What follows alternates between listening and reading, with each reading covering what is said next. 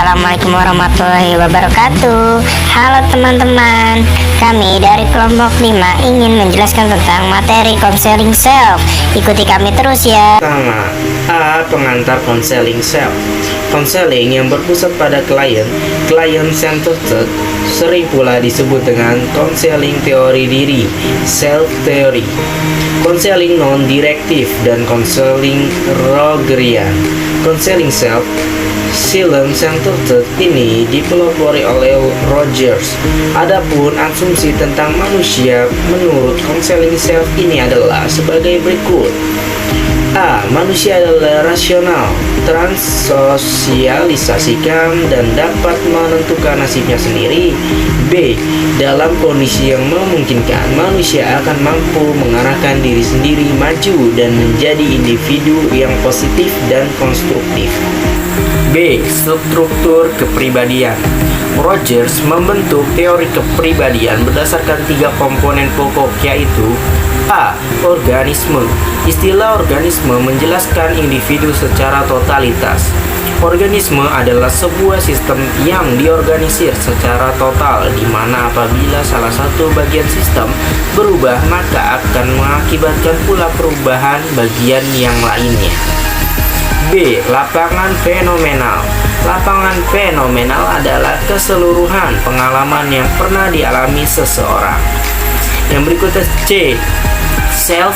Menurut Rogers, self berbeda dari lapangan fenomenal yang terdiri dari berbagai persepsi dan nilai-nilai. I dan me. Menurut Rogers, dalam konsep struktur kepribadian, self adalah pusat dari struktur. C. Perkembangan kepribadian. Semua pelaku manusia dimotivasi oleh self-affirmation. Kepribadian merupakan interaksi terus-menerus antara organisme, lapangan fenomena, dan self. A. Organic feeling process atau OVP. Pengalaman yang diperoleh seorang bayi saat dia gagal memenuhi kebutuhannya dan memberikan persepsi tentang nilai-nilai negatif, sedangkan pengalaman di mana ia dapat memenuhi kebutuhannya akan memberikan nilai-nilai positif. Proses mendapatkan nilai-nilai positif dan negatif itu yang dinamakan OVP. B. Positive regard from others atau PRO.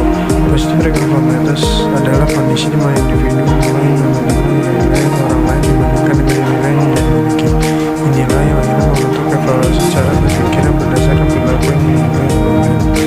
C. Self regard atau SRG. Seorang mulai membangun penghargaan untuk dirinya sendiri berdasarkan persepsinya terhadap penghargaan yang ia terima dari orang lain. D. Condition of worth atau COW. Individu berada dalam kondisi yang menunjukkan bahwa dirinya tidak dapat menilai diri sendiri dengan kacamata positif tetapi dengan nilai yang dipaksakan. D. Perkembangan kepribadian yang normal. Kondisi-kondisi yang membentuk perkembangan kepribadian normal adalah individu secara terus-menerus mengalami pengalaman positif berdasarkan penilaian dari orang lain. Misalnya, jika seorang anak selalu merasa dicintai oleh lingkungannya, walaupun lingkungan atau keluarganya itu tidak bisa menerima beberapa perilaku si anak tadi. E. Perkembangan tingkah laku salah suai. Salah suai terjadi apabila pengalaman organisme dan self tidak sejalan. Contoh, ketika pengalaman yang terjadi tidak cocok dengan nilai-nilai yang semestinya terjadi. Yang pertama, karakteristik pribadi salah suai. Yang A. Ekstramen, keterasingan.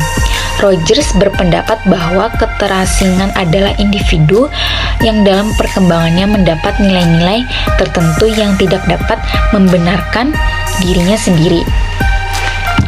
Yang B. Incongruity, ketidaksesuaian tingkah laku. Perilaku yang dianut individu berdasarkan dengan nilai-nilai yang tidak sesuai dengan self-concept tetapi justru sejalan dengan pengalaman yang bertentangan dengan struktur kepribadian.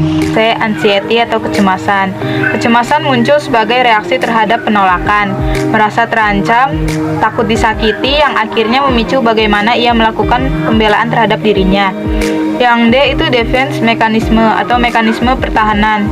Mekanisme pertahanan adalah tindakan yang dilakukan oleh individu untuk mempertahankan diri agar persepsinya terhadap pengalaman yang terjadi tetap konsisten dengan struktur self atau yang salah tersebut. Yang E, maladaptive behavior atau tingkah laku yang salah sesuai.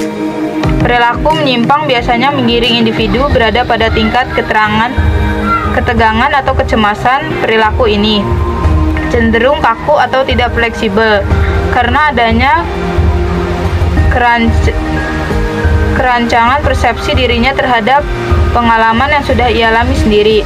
Yang F itu tujuan. 1. Pada dasarnya klien sendiri yang menentukan tujuan konseling. Yang B, membantu klien menjadi lebih matang dan kembali melakukan self actualization atau SE dengan menghilangkan hambatan-hambatannya. Kedua, secara lebih khusus, membebaskan klien dari lingkungan tingkah laku atau yang dipelajarinya. Selain ini, yang sebenarnya itu membuat dirinya palsu dan terganggu dalam SE-nya. Selanjutnya adalah D, proses konseling. 1. Kondisi-kondisi penting dalam proses konseling. A. Kontak psikologis dengan klien. B. Meminimalisasikan tingkat kecemasan klien. C. Konselor harus tampil apa adanya. D. Konselor memberikan penghargaan yang tulus. E. Konselor harus empati dan mengerti keadaan klien. F. Konselor mampu merubah persepsi klien. Selanjutnya adalah proses konseling. A. Dalam proses konseling, konselor harus berupaya agar klien bebas mengekspresikan perasaannya. D. Klien merasa nyaman berada bersama konselor karena konselor tidak pernah merespon negatif. C. Klien didorong sebanyak mungkin menggunakan kata ganti saya. D. Klien didorong untuk melihat pengalaman-pengalamannya dari sudut yang realistis. E. Klien didorong untuk kembali menjadi dirinya sendiri. Hal teknik yang pertama, kondisi yang diperlukan untuk proses konseling yaitu A. Psychological contact, secara minimum memang harus ada. Yang B. Minimum state of anxiety, MSA, apabila klien merasa tidak enak dengan keadaannya sekarang maka ia cenderung berkehendak untuk mengubah dirinya. C. Counselor genuineness, jujur, tulus tanpa pamrih. D. Unconditional positive regard and respect, penghargaan yang tulus kepada klien atau KTPS. E. Empathic understanding, konselor benar-benar memahami kondisi internal klien, merasakan jika seandainya konselor sendiri yang menjadi klien. F. Client perception, klien perlu merasakan bahwa kondisi-kondisi di atas memang ada. G. Concernedness, immediacy, and confrontation, ini merupakan teknik-teknik khusus dalam proses konseling. Yang kedua, pendekatan jika maka atau PJM. A. Jika konselor mampu menciptakan kondisi-kondisi di atas, maka proses konseling dapat terjadi. B. Jika proses konseling dapat terjadi, maka suatu hal nyata, yaitu perubahan pada diri klien, akan dapat diraih. Hasil ini mengacu pada kembalinya klien ke jalan menuju SA. Ketiga, penerapan.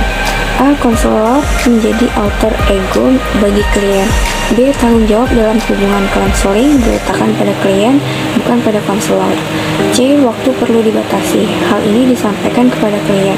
D. Fokus kegiatan konseling adalah terhadap individu klien, bukan terhadap masalah. E. Menekankan asas kekinian, di sini dan sekarang. F. Diagnosis oleh konselor, tidak perlu klien mendiagnosis diri sendiri. G. Lebih menekankan aspek-aspek emosional daripada intelektual. Yang H. Konselor tidak perlu memberikan berbagai informasi kepada klien. I. Tes diperlukan dengan amat sangat terbatas.